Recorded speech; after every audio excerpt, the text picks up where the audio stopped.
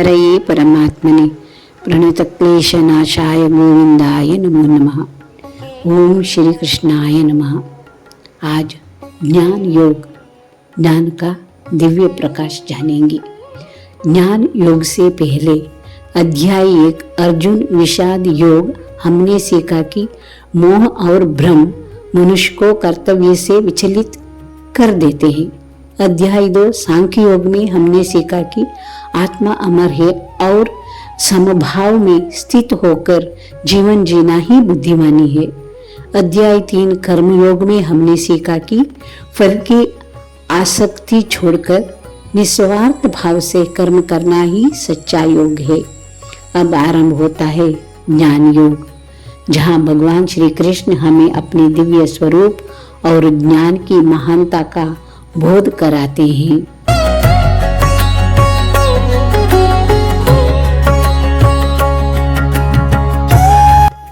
कुरुक्षेत्र के मैदान में अर्जुन अब पहले से अधिक शांत है। उसका मोह कुछ कम हुआ है, लेकिन उसके मन में अब एक नया प्रश्न उठता है। वो सोचता है, यदि कर्म करना ही जीवन का मार्ग है तो फिर ज्ञान की आवश्यकता क्या है? भगवान श्री कृष्ण मुस्कुराते हैं। वे जानते हैं कि केवल कर्म करना पर्याप्त नहीं है। जब तक कर्म के पीछे सही समझ नहीं होगी, तब तक मनुष्य बंधन में ही रहेगा। इसलिए वे अर्जुन को ज्ञान योग का रहस्य बताते हैं।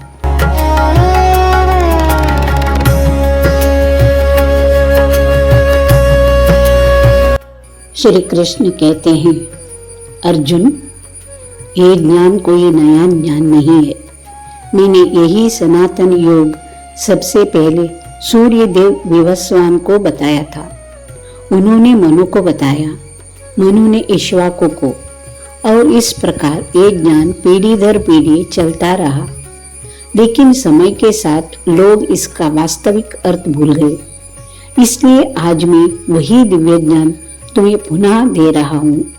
अर्जुन आश्चर्य से पूछता है, प्रभु, आपका जन्म तो अभी हुआ और सूर्यदेव तो बहुत प्राचीन है, फिर आपने उन्हें ये ज्ञान कैसे दिया? तब श्री कृष्ण मुस्कुराकर एक महान रहस्य बताते हैं।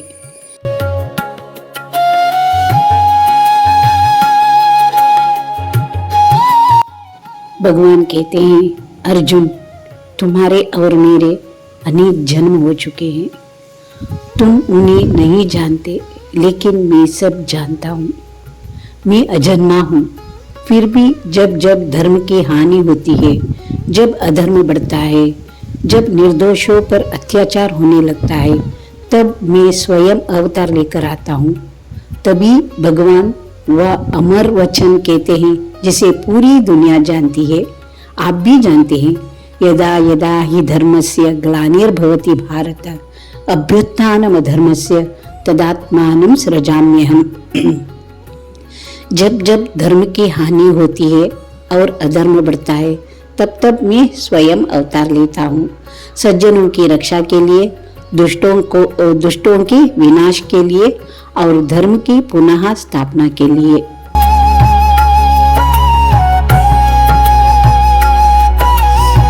लेकिन भगवान केवल बाहरी युद्ध की बात नहीं कर रहे हैं, वे हमारे भीतर चल रहे युद्ध की भी बात कर रहे हैं। जब हमारे भीतर लोभ बढ़ता है, क्रोध बढ़ता है, अहंकार बढ़ता है, तब भी भगवान का ज्ञान हमारे जीवन में अवतार ले सकता है। जैसे कि ये कमरे में वर्षों से अंधेरा था। लोग अंधेरे को निकालने के लिए झाड़ू लगाने लगे, कोई डंडे मारने लगे, कोई चिल्लाने लगे, लेकिन अंधेरा गया नहीं। फिर एक बच्चे ने छोटा सा दीपक जलाया और वर्षों पुराना अंधेरा एक क्षण में समाप्त हो गया। ज्ञान भी ऐसा ही दीपक है। अज्ञान कितना भी पुराना क्यों न हो, सत्य का एक दीपक उसे मिटा देता है।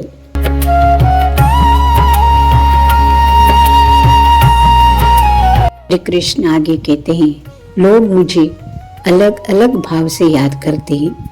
जो जिस भावना से मेरे पास आता है मैं उसे उसी प्रकार स्वीकार करता हूँ। कोई धन चाहता है, कोई सफलता, कोई शांति और कोई केवल मुझे चाहता है। मैं सबका सम्मान करता हूँ, लेकिन सबसे श्रेष्ठ वह है जो बिना किसी स्वार्थ के प्रेम करता है। अब भगवान कर्म का एक गहरा रहस्य बताते हैं।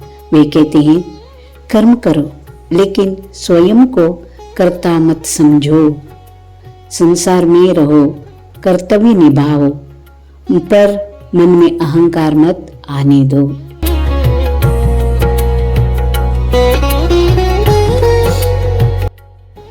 मान लीजिए एक माली पूरे प्रेम से बगीचे की सेवा करता है। वह फूल खिलाता है, पेड़ों को पानी देता है, लेकिन वह यह दावा नहीं करता कि फूल उसी ने ही बनाया है। वह केवल अपना कर्तव्य निभाता है। इसी प्रकार मनुष्य को कर्म करना चाहिए, लेकिन फल और अहंकार भगवान को अर्पित कर देना चाहिए। भगवान कहते हैं, दुनिया में अनेक प्रकार का यज्ञ है। कुछ लोग धन का यज्ञ करते हैं, कुछ सेवा का, कुछ तपस्या का, कुछ इंद्रियों का संयम करते हैं, लेकिन इन सब में सबसे श्रेष्ठ है ज्ञान यज्ञ, क्योंकि ज्ञान मनुष्य के भीतर स्थायी परिवर्तन लाता है।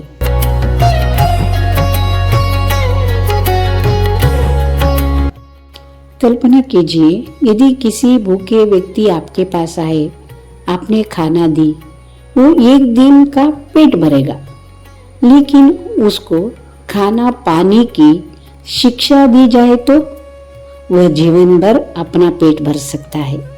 यही अंतर है दान और ज्ञान में। ज्ञान मनुष्य को आत्मनिर्भर बना देता है।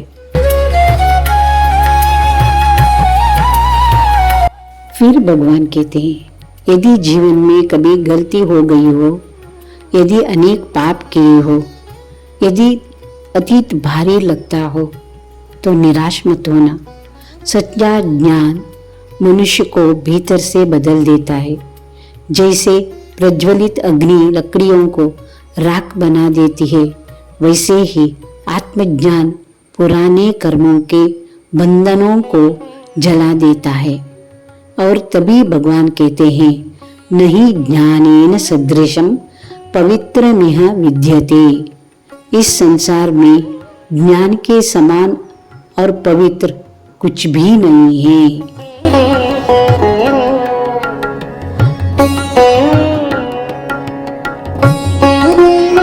लेकिन ये ज्ञान कैसे मिलेगा? भगवान स्वयं उत्तर देते हैं, विनम्र बनो, प्रश्न पूछो, सेवा करो, सच्चे गुरु के पास जाओ जो सत्य को जान चुके हैं। वे तुम्हारी अज्ञान का अंधकार दूर कर देंगे।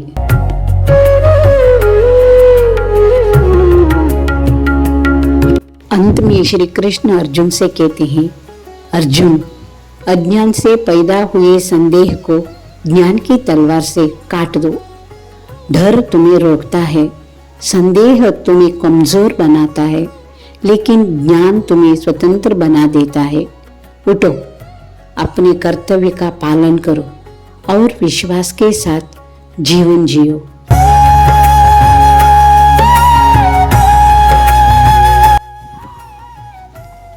इस अध्याय का संदेश, ज्ञान केवल पुस्तकों में नहीं होता। सच्चा ज्ञान वह है जो हमारे सोचने का तरीका बदल दे, जो अहंकार को विनम्रता में बदल दे, जो कर्म को पूजा बना दे, जो भय को साहस में बदल दे और जो हमें ये समझा दे कि हम केवल शरीर नहीं बल्कि एक अमर आत्मा है। जब कर्म के साथ ज्ञान जुड़ता है तभी जीवन में सच्ची शांति, सफलता और मुक्ति का मार्ग खुलता है।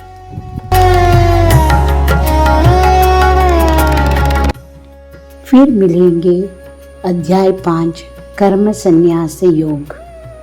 तब तक के लिए ध्यान में लगिए, मैं भी आपके साथ ध्यान में लीन हो जाऊंगी। श्री कृष्णार्पणमस्तु। गोविंद बोलो हरि, गोपाल बोलो, राधा रमण हरि, गोविंद बोलो, गोविंद बोलो हरि, गोपाल बोलो, राधा रमण हरि, गोविंद बोलो, गोविंद बोलो हरि, गोपाल बोलो, राधा रमण हरि,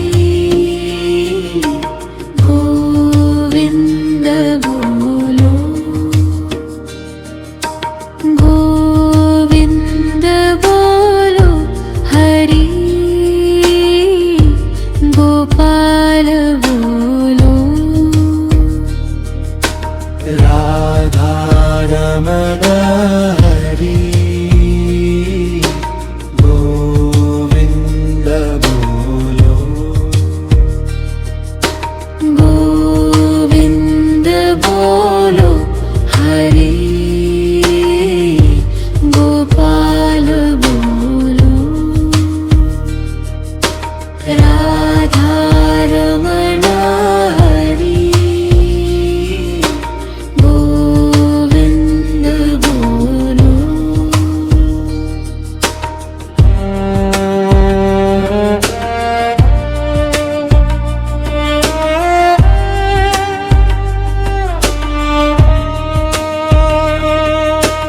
गोविंद बोलो हरि, गोपाल बोलो, राधा रमण हरि, गोविंद बोलो, गोविंद बोलो हरि, गोपाल